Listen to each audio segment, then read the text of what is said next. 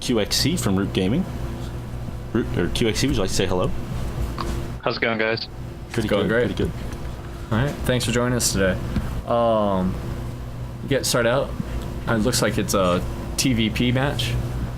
So one of your specialties, one of if your I strong remember. suits or one of your weak games? I don't know, it's kind of been oscillating. This is probably one of my least favorite matchups on one of my least favorite maps. Oh, awesome. Since this was an unknown custom game to you, you knew it was different, but since it wasn't obviously apparent, what were you thinking around now? I thought maybe he would have extra resources, or like the minerals would be different, or the geysers would be different, or he would have like Zerg units or something like that.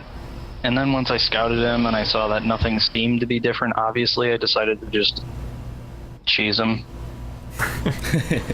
Always the best. Cheese Best is choice. delicious.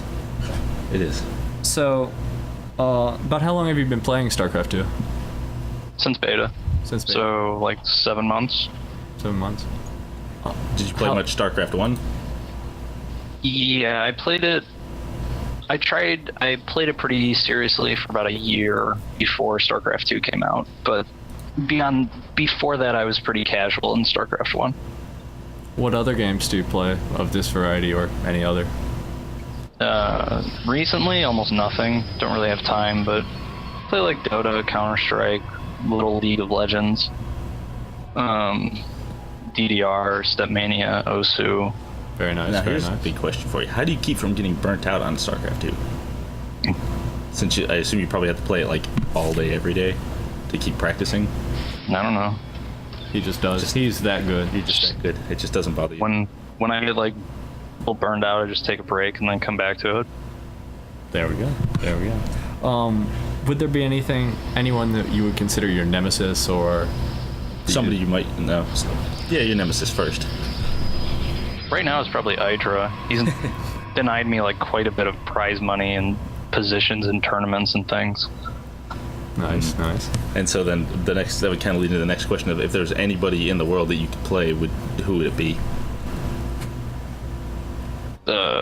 I'd probably want to play Hydra until I figured out how to beat him.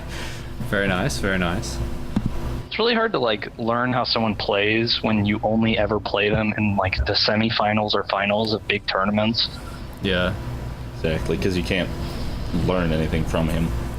yeah. Well, like you just don't play him enough to learn a significant amount. Yeah, not like when they get to let you play like 15, 16 games straight. Yeah. Then be like, oh, I know exactly what's going to happen now. So, since you're talking about the big tournaments, what is it like for all of us? What is it like being in a big tournament? It's pretty exciting. Are you talking about like a LAN event or a online big tournament? Like, that was actually another question, was in the EG Masters, did you go to anywhere particular, or was it all online? No, it was all done online. Okay. And then if you ever do a LAN event, do you bring your own computer, or do they provide them? No, you just bring a mouse and keyboard and headset and mouse pad. So you basically keep your peripherals and use their machines. Yeah. The machines they use, are they part of prizes or just something they keep around? Some of the events are at LAN centers, so they just have the computers. The other ones, like MLG, just has to have computers in order to run their tournaments. It's not anything that's actually given away as a prize, though. Gotcha. So, if you do have to go out to the LAN tournaments, do they cover your travel costs, Root, that or? is. The tournaments don't.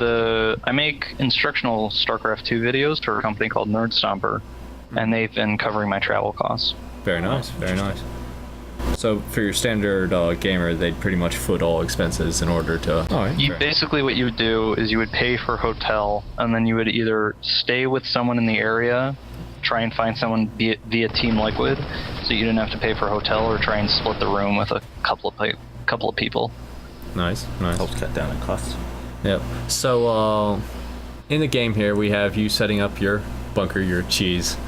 How he ends up killing it, I thought was a great move on his part once he gets out the Were you shield. expecting to put more pressure on you, or was it not surprising when he just kind of stayed back and just built up his units until he was able to just rush you at the end there and take? I mean, I was kind of expecting him to go through his back rocks and go for like a big counterattack, but I think the way he handled it was okay. He took too much damage early on with the stalkers.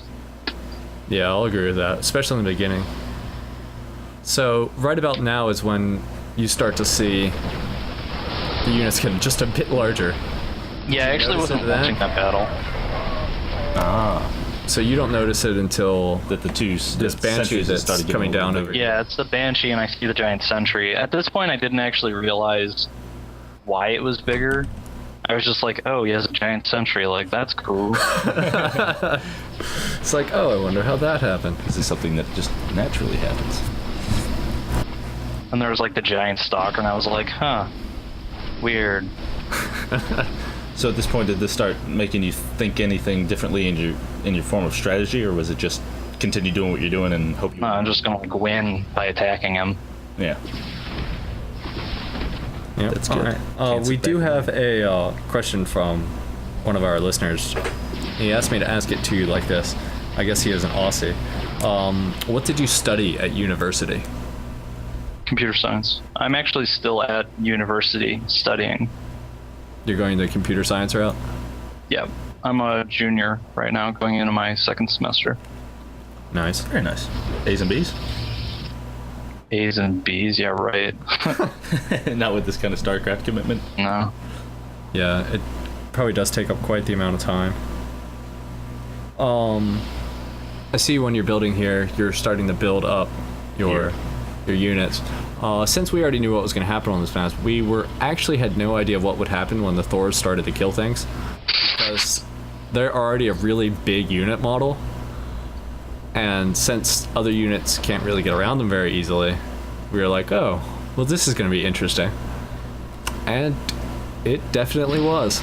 Yeah, I was a little taken aback by what happened. I thought it was pretty funny though. Yep. Oh, what kind of a headset and microphone do you use? I use a SteelSeries 5HV2. How do you like it? Is it a circumaural where it completely cups your ears? Yeah. Yeah, it's my favorite headset. I've been using this model for a couple of years now. Every time I break it, which I always do by running over the cable with my chair, I just buy a new set. There we go. Yep, Nice. that'll do it. No duct tape and... I mean, you It's can't setting duct wire. tape it. It's like the wire is messed up. It's like I have to tune my headset in order to get sound. Very nice, very nice. So, like- what do you see as the future of the Pro StarCraft 2 leagues in the short term and the long term? I mean, it's just going to keep getting bigger. What we really need is someone to figure out. It doesn't feel like to me anyone's really figured out how to consistently make money off broadcasting StarCraft in any kind of like unified way in North America. Like obviously the GSL has figured it out, and it seems like whoever does that first and has some kind of like repeated event that they're making money from because they're like getting ad revenue or whatever, like whoever does that first is probably going to have the biggest advantage for the future of this game. But I think it's just going to keep getting bigger.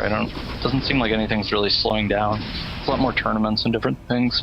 Nice. It looks like we're at the point in the match where your Thors got big enough as to where the units couldn't actually attack them any longer. The ground troops. And they just kept, wow, that is quite the Thor.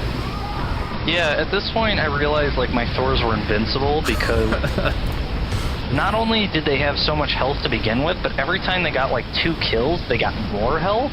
And I didn't see any way for that to actually be overcome. And I also couldn't click on anything near them, so I had to hope for the best. Yeah. Yeah. We were sitting here saying that he needed to attack your SCVs repairing your Thors, but he couldn't click on them. So it's kind of a, you won that one right now. Yeah. That's usually how it We've tested this map a few times, and usually it's quite interesting, the results. Although their range, nor does their anything else, nothing else increases, just their size. So Right. if you see they look like they're shooting like the gateway right now, but they're shooting the probes in front of between their legs. It's just very funny. Yeah. Thing you were talking Do you about. have to just sign up for every tournament that you can, or do you get invited? There's a lot of invitational tournaments. I only sign up for tournaments that have some kind of prize that's like actually significant. Have you won a lot of prize money so far?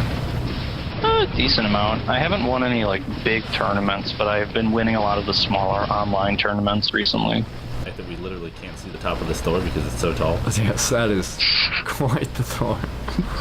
It's taking up the entire expansion. I was concerned that one of our friends was like, "You should use a battle cruiser." I was like, "Well, we don't want it to take up the whole map."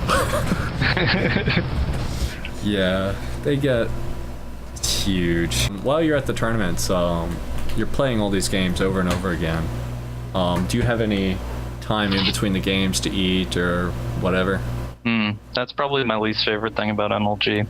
Is it'll be like, if you play losers bracket, you'll lose, or rather you'll win, and then like 3 minutes later they're like, "Oh, QXC, like you gotta play Huck right now." I'm like, I've been playing for 3 hours, like can I go get food? They're like, not if you don't want to get DQ'd. I'm like, oh, okay, cool, so let me go lose the Huck because I'm exhausted and hungry.